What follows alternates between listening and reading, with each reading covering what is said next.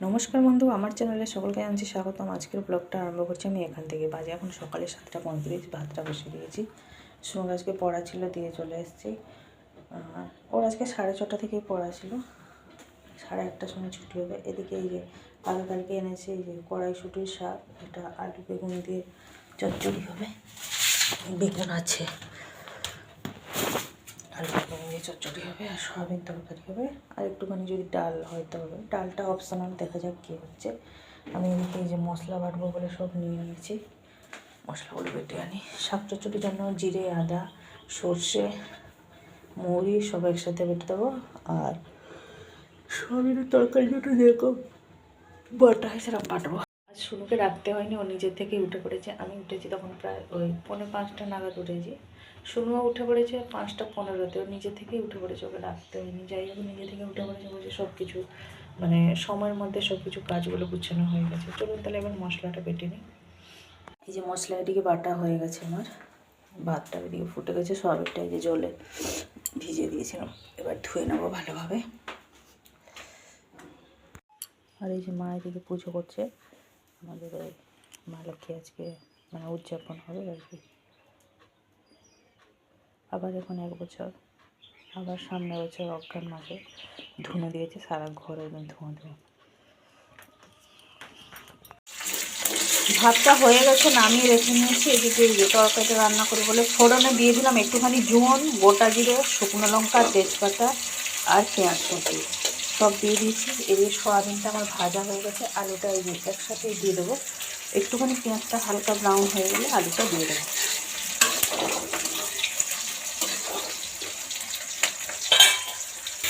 এই যে একটুখানি হালকা ব্রাউন হতে না হতে দিয়ে দিলাম আলু, সাথে দিয়ে দিলাম এই যে টমেটো কুচিটা।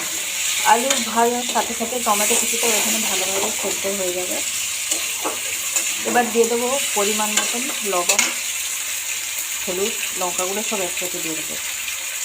এটা হচ্ছে আমার শর্টকাট রান্না, আমি একবার দেখিয়েছিলাম চিকেনের সময় এভাবে করেছিলাম। তো এটা হচ্ছে আমার শর্টকাট রান্না, মানে তাড়াতাড়ি অল্প সময়ের মধ্যে কীভাবে তাড়াতাড়ি রান্না করে নিই, এটা হচ্ছে আমার পদ্ধতি।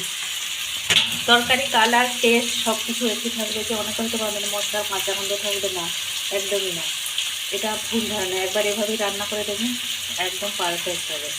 এই যে বসিয়ে দিচ্ছি, এদিকে সয়াবিনটা হচ্ছে, ওদিকে মা আমি দুজনে মিলে মটর শাকটা বাছছি। মা বাড়ি গিয়ে একজন কাকে জিজ্ঞেস করে এলো, কোনোদিন রান্না করিনি জীবনে, ফার্স্ট টাইম মটর মানে ওই কড়াইশুঁটির শাক রান্না হবে।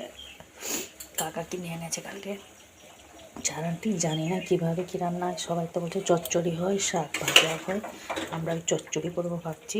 মা বাসছে, হয়ে গেছে যে 8:50। এবার যাবো আমি শুনুকে আনতে। মার এদিকে শাকটা কাটা হয়ে গেছে, আলু বেগুনও কেটে কুটে নিয়েছে, সব রান্না করবে বলে।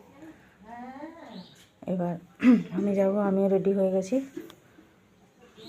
শুনো টিফিন কিছু তৈরি করিনি, আজকে কিছু একটা কিনে নেবো ভাবছি। আজকে তো 2:10 ছুটি, দেখা যাক। চলুন তাহলে এবার ওকে আগে নিয়ে আসি, তারপরে রান্না বান্না তো হয়ে গেছে। লাস্টে এই যে মুগের ডালটা বসালাম। মুগের ডালটা বলতে গেলে একটুখানি তেলের মধ্যে জিরে, মানে সরি একটুখানি তেল বলছি, মানে তেলের মধ্যে জিরে আর শুকনো লঙ্কা ফোড়ন দিয়ে ডালটা ভেজে নিয়ে একেবারে দিয়ে দিলাম জল, লবণ হলুদ সব দিয়ে দিয়েছি, একসাথে বসিয়ে দিলাম। এটা হচ্ছে সব শর্টকাট রান্না, মানে তাড়াতাড়ি কীভাবে রান্না করবেন আর কি। সময়ের অভাব খুবই, অল্প সময়ের মধ্যে কীভাবে রান্না হবে, এগুলো আমার হচ্ছে সব শর্টকাট পদ্ধতি। রান্না তো হয়ে গেছে, ওই সোয়াবিনের তরকারি আর চচ্চড়িটা তো হয়ে গেছে। এই যে জীবনে প্রথমবার শাক রান্না হয়েছে, একটুখানি খেয়েও দেখলাম মা আর আমি দুজনে মিলে। চলুন ওদিকে ডালটা বসিয়ে দিচ্ছি। এবার শুনু রেডি হচ্ছে, ওকেও রেডি করতে হবে। ওর চানটা হয়ে গেছে, এবার স্কুলের জন্য আমরা রেডি হব। আমি তো রেডি হয়ে গেছি।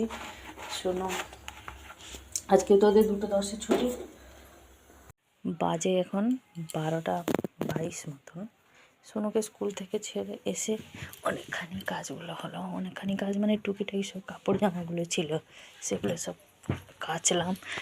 সোনুকে স্কুল থেকে দিয়ে আসার পথে একটুখানি কারেন্ট অফিসে গেছিলাম বিল দিতে, তারপরে এসে সব টুকিটাকি কাপড় জামাগুলো কাচলাম, কেচে শুকনো দিলাম সব ছাদে। শুকনো কাপড় জামাগুলো নিয়ে এসে যে সব ভাঁজ করে সব রাখলাম, এখনও পর্যন্ত গোছাগুছি চলছিল। সাথে কিছুটা বোতল ছিল, সব বোতলগুলো পরিষ্কার করলাম। দিন হলো ভাবছি করবো করবো করবো, আর করাই হয়নি। 4-5টা মতন বোতল হয়ে গেছিলো, যেগুলো নিত্যদিনের। তার মধ্যে ছিল সময় কিছু টিফিনের বোতল, যেমন পাল্টে পাল্টে সব নিয়ে যায়, সেই রকমই। সেগুলো সব মানে পরিষ্কার করে রেখে এই মাত্র ঘরে ঢুকলাম। এখন একটুখানি বসবো, আজকেও সন্ধ্যে 2:10 ছুটি। এখন একটুখানি বসবো। বাজে এখন 4:45। 3:30 থেকে আমি লেগেছিলাম, মানে ঘর দোর একটুখানি ঝাড়াঝুড়ি করছিলাম। ঝাড়াঝুড়ি মানে উপরগুলো করিনি, জাস্ট ওই জানালার ওই জালিগুলো, তারপরে জানলা, তারপরে ওই ফ্রিজের উপরটা, ড্রেসিং টেবিলের উপরে, এই আলমারির উপরে, তারপরে এই যে আমার ঘরের এই যে ছোট্ট এই যে আলমারির এই জিনিসপত্রগুলো এদিক ওদিক সব হয়েছে না, এগুলো সব নিচে নামলাম। নিচে মানে পুরো সব নামাইনি, প্রথমে নিচের তাকটা নামালাম, ঝেড়ে এই জিনিসপত্রগুলো গুছিয়ে সেখানে রাখলাম। তারপরে সেকেন্ডটা আবার ওরম করলাম। তারপরে ওই যে উপরটা, একদম সবার উপরটা, থার্ডটা, এই ঘর দুয়ারে মোছামুছি করে জাস্ট একটুখানি দাঁড়িয়ে পড়েছি।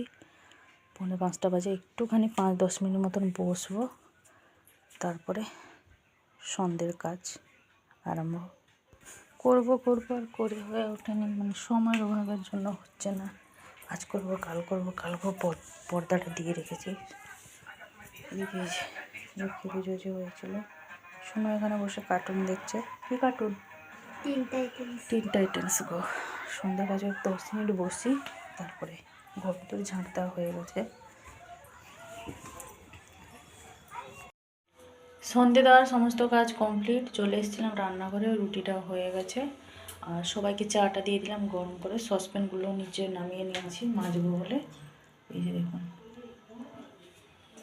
আর এই যে এদিকে এটা হচ্ছে তাওয়ার উপরে রসুন তেলটা গরম করছে, আজকে একটুখানি সেঁক দেবো। মা অনেক দিন হলো বলছে, ওই যে আমার যে পায়ের আঙুলগুলো যে ফুলে গেছে ঠান্ডার জন্য, ওই জন্য মা বলছে একটুখানি তাওয়াটা গরম করে নিয়ে রসুন তেলটা দিয়ে একটুখানি সেঁক দিবি, দেখবি ভালো লাগবে। ওই জন্য গরম করে নিয়েছি। এবার আমার ঘরে যাবো, গিয়ে রসুন তেলটা পায়ে দিয়ে একটুখানি সেঁক দেবো।